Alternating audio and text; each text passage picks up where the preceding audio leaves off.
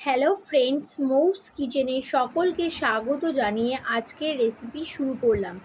আজকে আমি নিয়ে এসেছি গাং মোরলা মাছের ঝুরি চচ্চড়ি।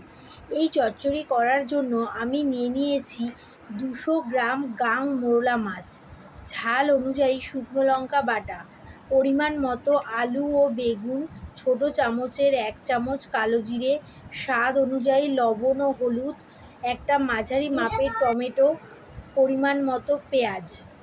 এবার আসছি পদ্ধতিতে। প্রথমে গাং মোরলা মাছগুলি পরিষ্কার করে নিয়ে ভালো করে ধুয়ে নুন হলুদ মাখিয়ে নেব। অপরদিকে আলু, বেগুন, পেঁয়াজ, টমেটো, শুকনো লঙ্কা বাটা সব দিয়ে একদম ঝিরঝিরি করে কেটে নেব। এরপর গ্যাসের ওভেন অন করে কড়াই বসিয়ে কড়াই গরম করে কড়াইতে পরিমাণ মতো তেল দিয়ে তেল গরম হলে মাছগুলি কড়াভাবে ভেজে তুলে নেব।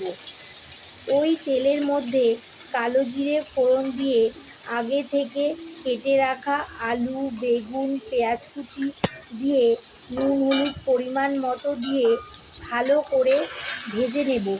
এমনভাবে ভাজবো যাতে ভাজার সময়ই সবজিগুলি সেদ্ধ হয়ে যায়। এই জন্য এই মাছ চচ্চড়ি করার জন্য তেল স্বাভাবিকের থেকে একটু তেলের পরিমাণ বেশি নেব, আর অবশ্যই এটা সর্ষের তেলে করব। ভাজা হয়ে গেলে ওর মধ্যে লঙ্কা বাটা দিয়ে ভালো করে কষিয়ে নিয়ে সবজির মধ্যে ভেজে তুলে রাখা মাছগুলি দিয়ে আবারও কষিয়ে নিয়ে কিছুক্ষণ রান্না করে নিলেই তৈরি গাং মোরলা মাছের ঝুরি চচ্চড়ি। এই চচ্চড়িতে আমি কোনো রকম জল ব্যবহার করিনি, সম্পূর্ণই ভাজার ওপর এই চচ্চড়ি তৈরি করেছি। এই জন্যই এই চচ্চড়ির নাম ঝুরি চচ্চড়ি। এইভাবে এই চচ্চড়ি রান্না করলে খুবই সুস্বাদু লাগবে। গরম গরম ভাতে লেবু দিয়ে পরিবেশন করলে খেতে অতুলনীয় লাগবে এই রেসিপিটি। যদি আপনাদের ভালো লেগে থাকে তাহলে অবশ্যই ট্রাই করে দেখবেন, আর অবশ্যই সাবস্ক্রাইব, শেয়ার, লাইক করবেন।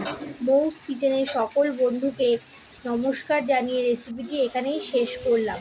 এই রেসিপিটি সম্পূর্ণ আমার নিজের পদ্ধতিতেই করা। নমস্কার।